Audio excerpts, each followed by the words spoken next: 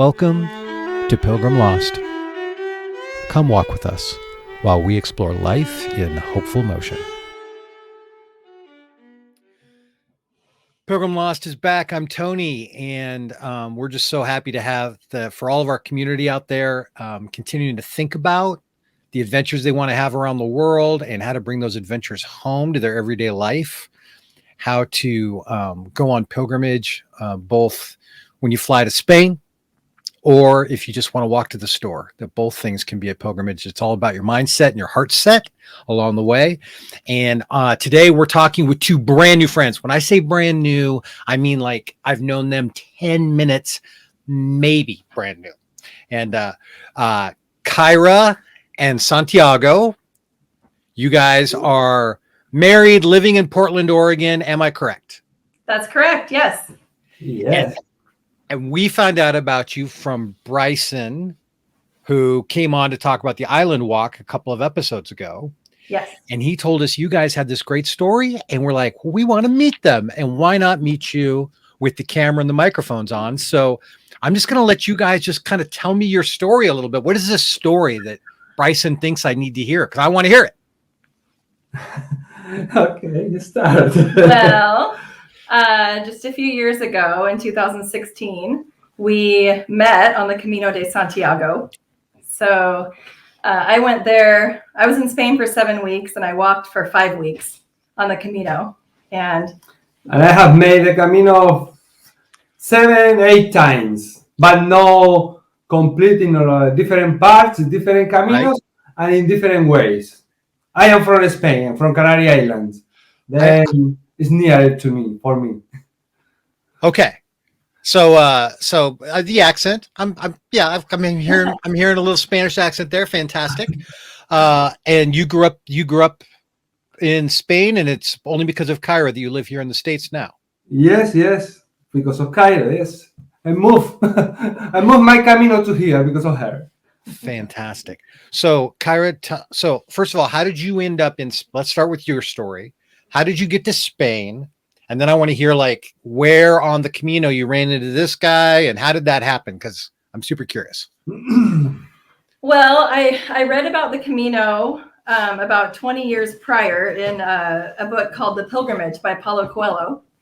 And one of Mark's favorite books, producer Mark's favorite books. It's a great book. And I just kind of always had this dream of doing it, but it just was never a convenient time because it takes a lot of time to do the whole thing. Right. And it was always work and different obstacles. So I just, one day I just decided I was kind of stressed out from work and I needed a little retreat and I wanted to get away. So I just decided to book the flight a few months out and then I'd have to go. And so I booked it and I started preparing and then I just ended up in Spain. And it was one of the best decisions I ever made because it was a life-changing trip, obviously, because of my wonderful husband and kids now, but just so many great experiences that I think we'll talk about. But yeah, I was there and I walked, like I said, 5 weeks, and I think I met Santi it was like my first week, the end of my first week. Okay. And, were you walking the Francés? Yes. Okay, so into your first week. So at this point, you're all the way through Pamplona. You're moving along. And you guys meet in an albergue or over dinner, or how'd that work out? Yeah, well, really, it wasn't that formal. We just we crossed paths randomly. Well, we met in an albergue. No, we met in an albergue in Estela. We slept in the opposite bunks. Yes, we say hi. He was in the top bunk over here, and I was in the bottom. And it was before, it was like morning when we met, though. We just said hi, introduced ourselves, and then we were walking with other people. We split separate ways, and then I don't think we didn't see each other again until the next day. The next day, yes. And we just kept crossing paths randomly. We weren't looking for each other. We didn't exchange contact information. It just kept happening organically over a few days, which was... Okay, now hold on. You weren't looking for each other? Can you honestly say you weren't looking at all for each other? I'm just curious. Well, no, after the first meeting, I don't think so. At the beginning, no. It was like, okay, that's nice. But after a while, yes, really. After we kept running into each other, we were kind of, I wonder if he's out there somewhere. But we didn't exchange our information, so we weren't, well, I'll see you tonight at this place, or it just kind of kept happening. Yeah. And Just we didn't really start chatting until he left for home. Yeah, because I was in the Camino for a few days. I told you I made different Caminos before, and this time I started in Pamplona, and I decided, okay, I'm going to walk a few days, 8 or 10 days, and I walked from there, and it was a coincidence, and we met like in my second day, I think, or the first. I don't know. I think it was the second day. It was a long time ago. I don't remember now. Okay, so you meet, you did finally exchange information. You started chatting and stuff, Kaira, while you were still walking the Camino. You were checking in. Yeah, and I wasn't overly connected on the Camino on my cell phone, but we connected via WhatsApp because that's really common in Europe. Yeah, but that was at the end, really. After Burgos. Yeah, after Burgos, that we started. So we crossed paths. We did finally at the end, we exchanged our contact information, and we were both in Burgos. And we did send each other a message, and we said, let's meet for a glass of wine or whatever. We met. We went with a few other pilgrims to a bar where there was music, and we spent a few hours together. But it wasn't like a date or anything. We were with a bunch of other people. And then after that, he left, went home, and we chatted, and the rest is history. So No, it's not history. I want to hear more. So at this point, Santi's back home. You're finishing out the Camino. Yeah. You're going into Santiago, and then you fly home, and you guys keep communicating, and then somehow you manage to trick him into coming to Portland, Oregon. I mean, there's a lot more story here. I left on Burgos. I finished my Camino from Burgos. Okay. And then we met there, and yes, we exchanged a lot of WhatsApps during the days that she was in the Camino. I invited her to come to my islands. Okay, so he seduced me over the internet. To Canary Islands. She have a lot of days. This was my plan was to be 7 weeks there. I was going to do the Camino in 4 to 5 weeks and then go to Portugal. Because it ends, right next to Portugal. So that was the plan. And he said, well, why don't you come to Canary Islands? And I said, no, I'm sorry. I'm going to Portugal. That's my plan. Why don't you come to Portugal and we can spend some days together? No, he couldn't come. But he said, but my island is beautiful and there are mountains and there are so many wonderful things to do, sports and delicious food. And it sounds very good. He wrote poems. He sang songs over the messaging. And he convinced me, and I went there instead of Portugal. So I spent a week there and then went home.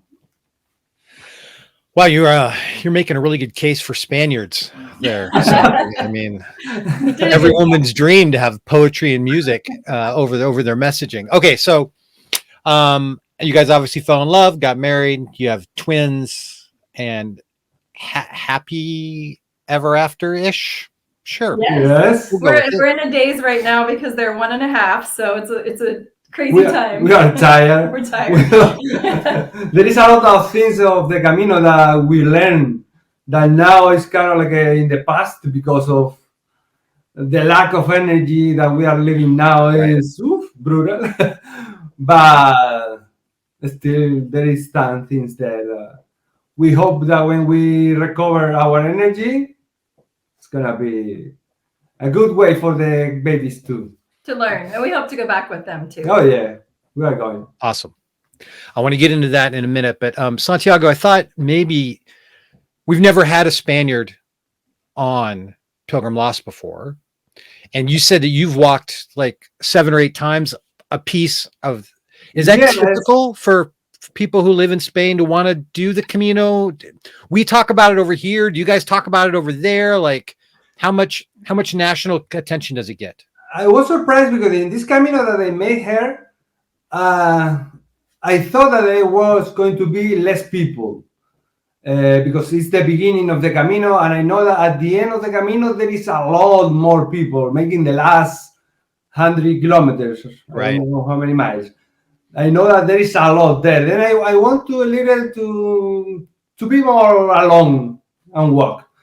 But it was a surprise for me because I saw a lot of people, and a lot of them they were foreigners, really more than Spaniards. Yeah. There is a Spaniard that do the Camino, but there is a lot more foreigners, I think. Okay. Can you give me and our community who's listening some tips on how to be a good visitor to Spain? Like what are things that pilgrims do that make the locals frustrated, and how can we be good guests in your country of origin? Like, can you help us with that? That's an interesting question. I don't know. I don't live in the Camino, but I don't think it matters really. There is a lot of people in the Camino that they don't speak English. Then it can be a little bad communication. But I don't know. Be nice. The main thing. Don't shine your headlamp in the albergue at night. The Spanish people, we are very smiley, I think. And some people look at you very serious on that. It's kind of like, okay, the first impression is a little, it's very important. But there is nothing really, I don't know. Just be yourself. Be natural. Right. So you said that your hope is to go back and walk again, maybe with your kids someday. What part does being a pilgrim or going on pilgrimage, whatever terminology you want to use, how does that fill your thoughts? When you think about your life, you think about your goals or whatever, what role does it play? If that question makes any sense. If not, I can try and rephrase it. Sorry, I didn't understand. So yeah, how do you think about going on the Camino? Do you think for sure I want to do it again and I want this to be a part of my life? Or yeah. For me, the experience is really very rich on energy. I don't know. I feel it's kind of like a meditation, a long meditation. Yes. That you don't try to meditate. It's like the Camino make you meditate. After a few days in the Camino, your body, I don't know, it's your body get protagonism. Your mind kind of like I don't know, get clean. Right. And I don't know, we were talking before, it's like there is a lot of connection with the people of the Camino. There is a lot of, I don't know how to explain, but there is a lot of energy in the Camino. Yeah. When you are doing the Camino, the suffering, I feel like the suffering of any pilgrim join with the other. I don't know. Right. It's the suffering join. I don't know how to call it. Kaira, how would you add to that?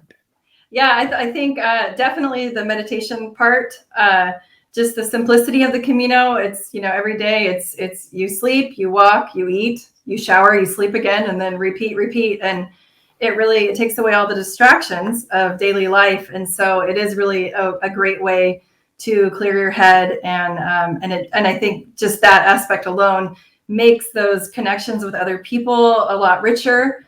Yeah. We were just talking about how, here we meet so many people and there's so much small talk, about the weather or nothing. But on the Camino, and you can know people for years and not really talk about anything of importance or substance.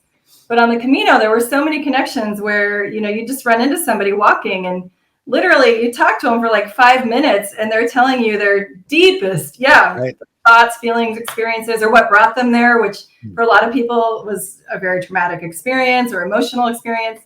And so that it's just that those really heartfelt connections that are happening, I think, just because all the clutter is cleared.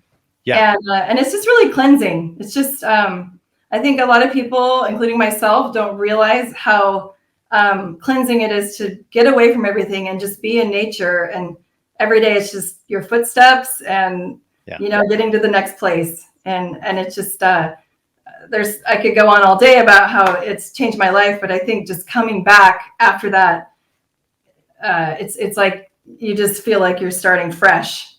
you know, you kind of washed away all of that, the clutter in your mind from daily life and stress. Yeah, we like to say that something about being on a pilgrimage, an actual like marked out pilgrims, other people are taking it as well.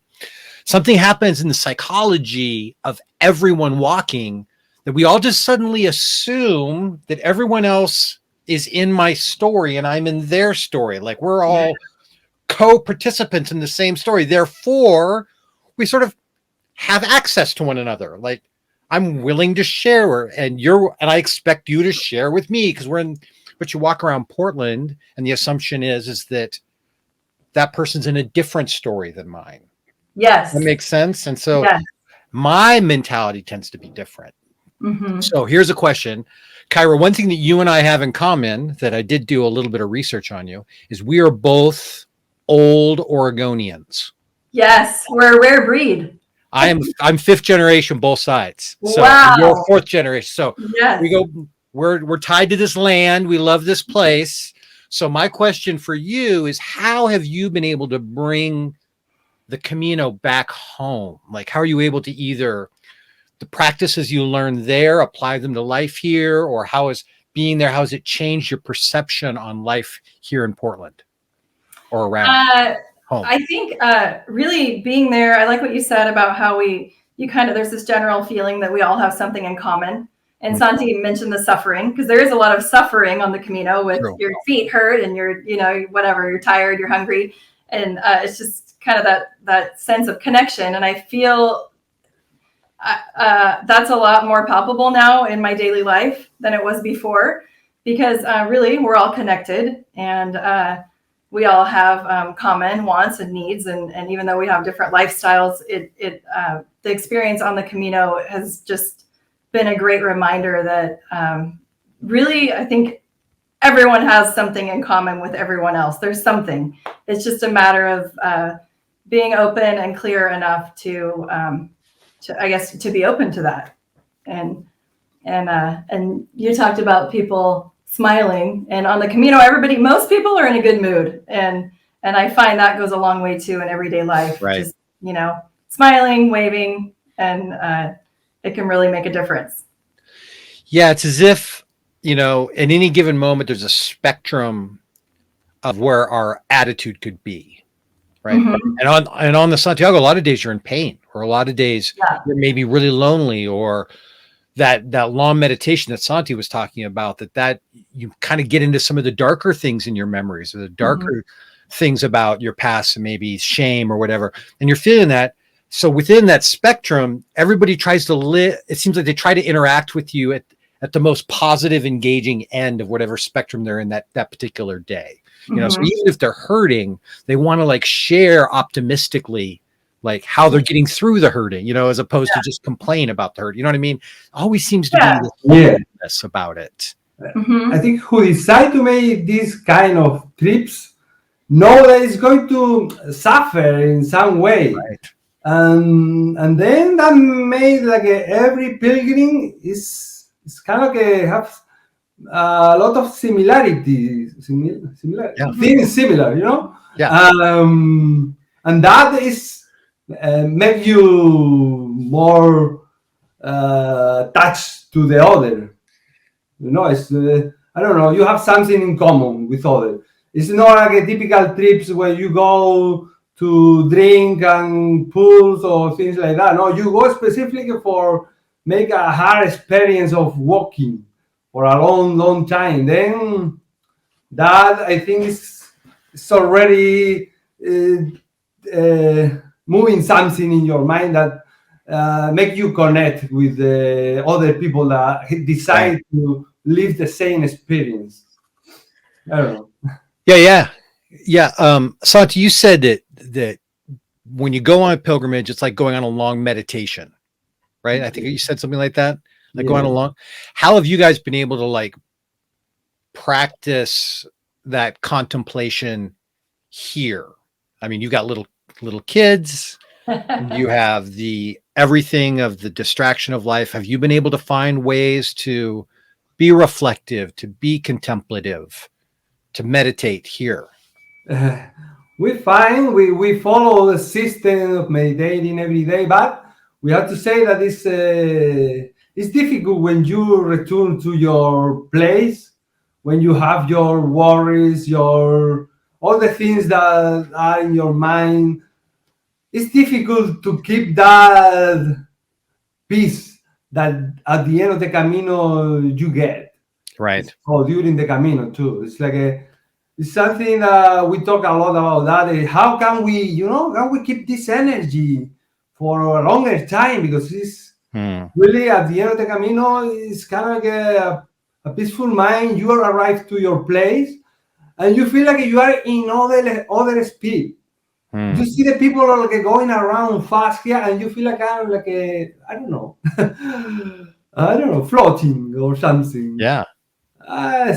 It's difficult. We try every day. We work on that.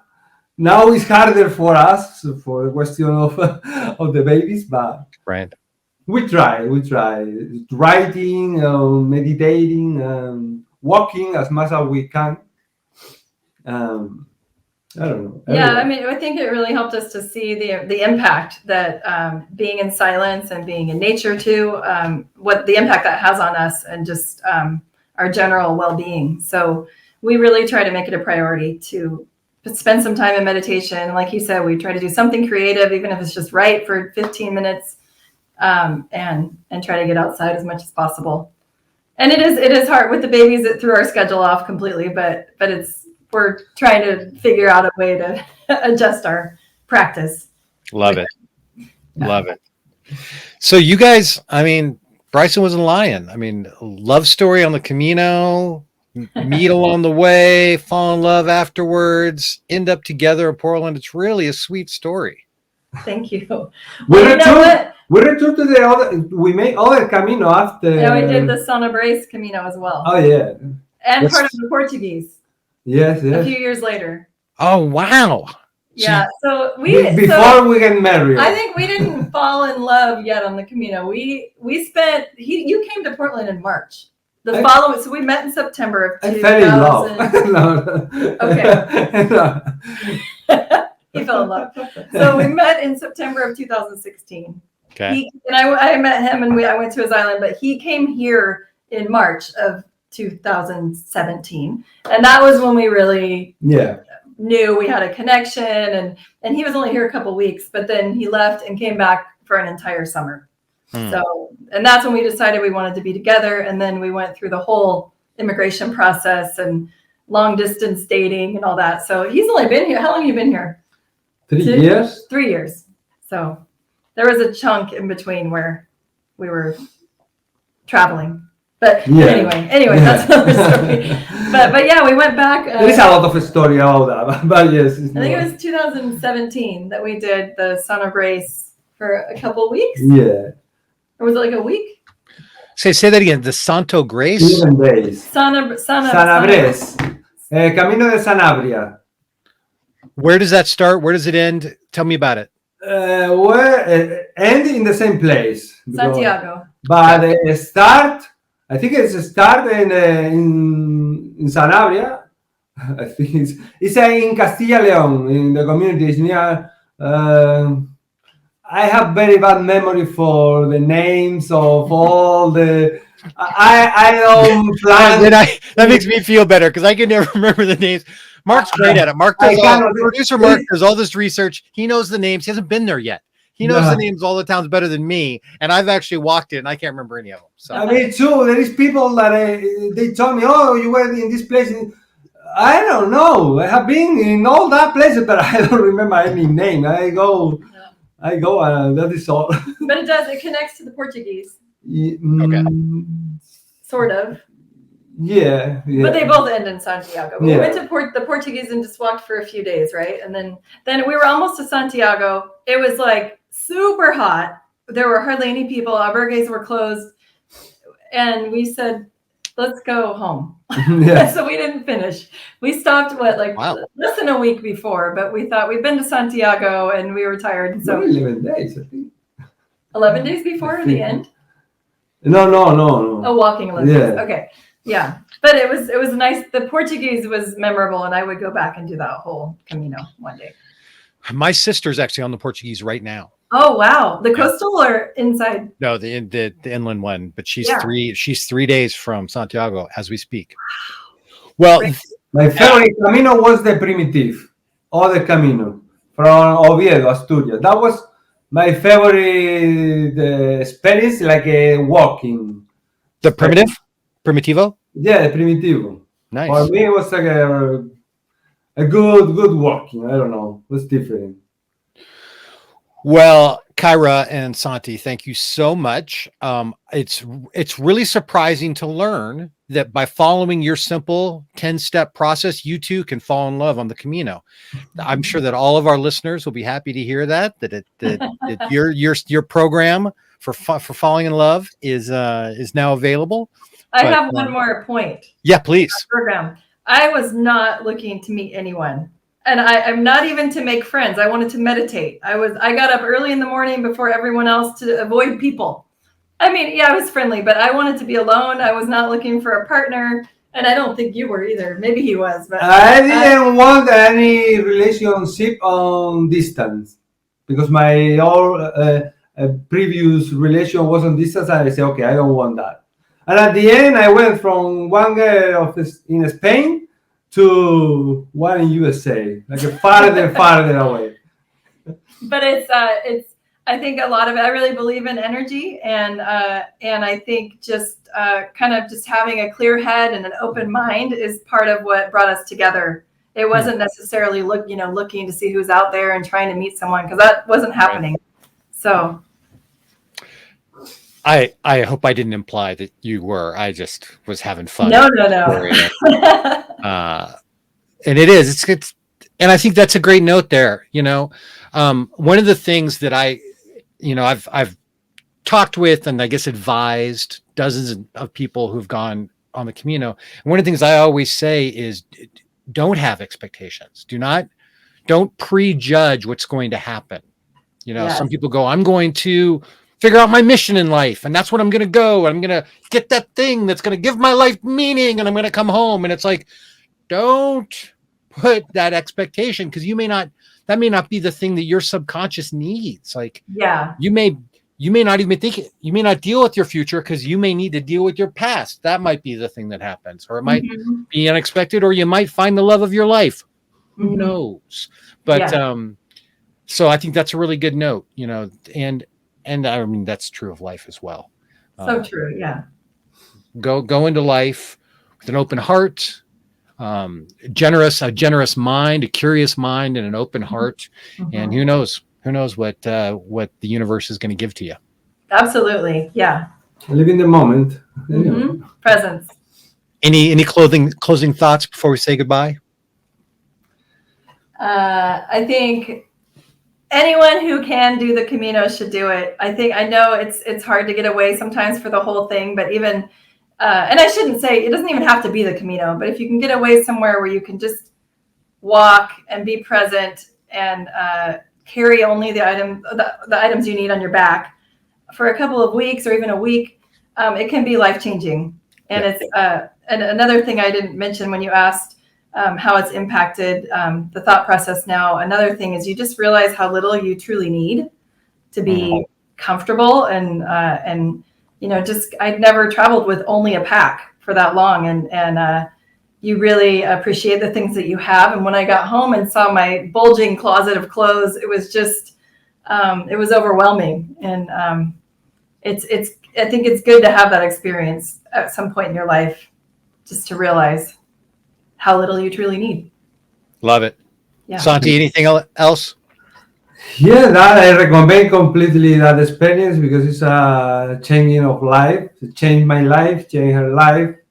I have recommended a lot of friends because of that. It puts you in a point where you really think what is really important and what no. How teach you to live in the moment. I don't know. I totally recommend. I think you have to live because everyone lives the Camino in their own way. Yeah. But you have to live it for really learn all what you can learn. Love it. And just to remind everybody, being a pilgrim doesn't start when your feet hit the ground in Spain. That's a mindset you can have when you wake up every morning. It's I want to be whole. I want to be connected with myself. I want to live open heart, curious mind every day as I walk out into the world. I want to see other people as if they're a part of my story and I'm a part of their story, and that we can learn from each other, bless one another, share both the struggles as well as the joys of life with others. Kaira, Santi, thank you guys so much for coming on and sharing your story and your love story and your Camino story with us, and your back in Portland story. It's so great. This is Pilgrim Lost. You can find us at pilgrimlost.com, at Pilgrim Lost. If you feel like going to our Patreon page and supporting the community, we'd love that. Guys, thanks again for coming, and bless you. Thanks for getting lost with us. Thank you. Thank you.